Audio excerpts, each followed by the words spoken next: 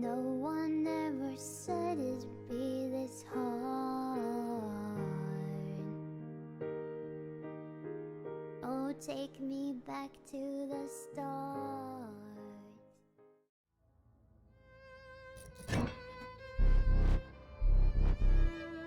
The amazing and the unmoving, the exciting and the dull. These are the moments in between my recent runs of Inscryption.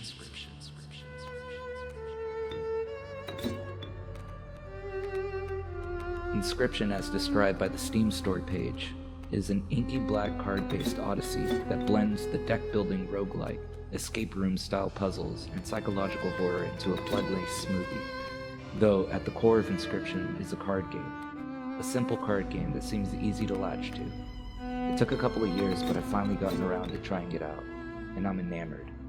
The game itself is a creative trip from how it's portrayed to how the story plays out.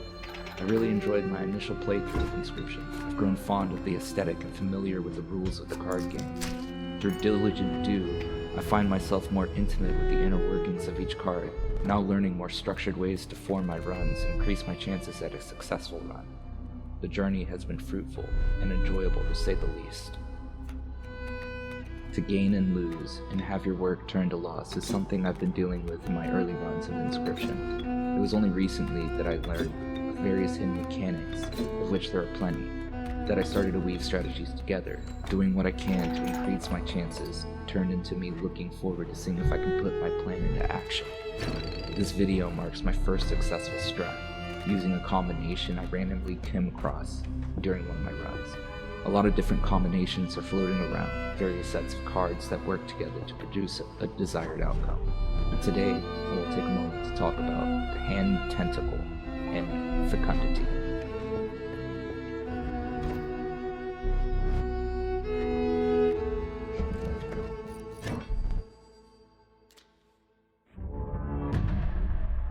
Admittedly, the gameplay is not the best. However, I wanted to showcase the combination and talk about how strategies, if allowed to come to fruition, can really change something that seems so RNG-based to something you have a little more control over.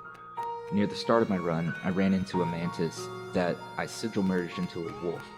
I powered the wolf up a little bit, and that was going to be the main card that I would play, making use of the fair hand mechanic, which is a rule in the drawing of the cards which tries to give the player a playable card on the first turn.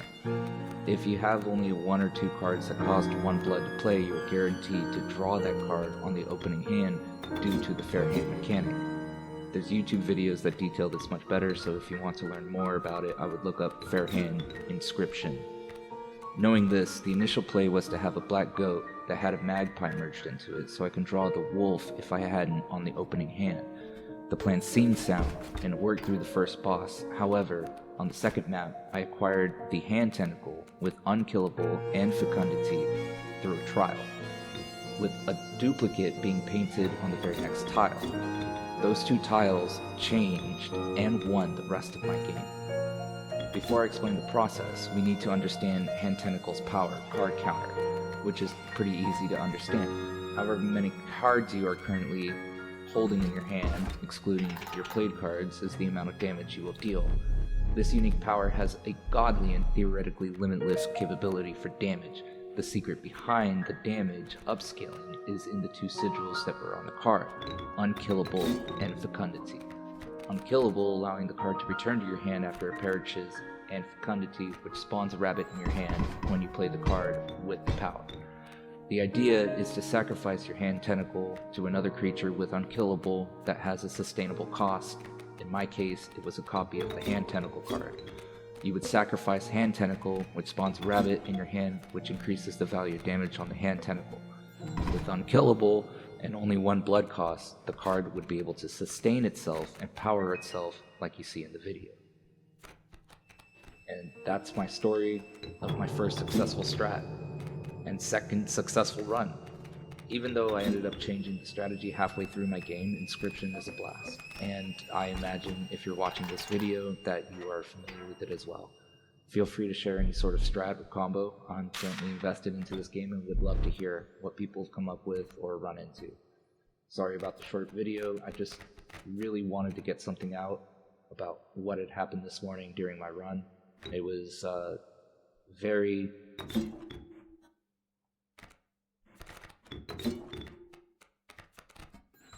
a very powerful moment. And it made me realize that with strategy, you're able to do well in these games, much like traditional card games like poker or blackjack. I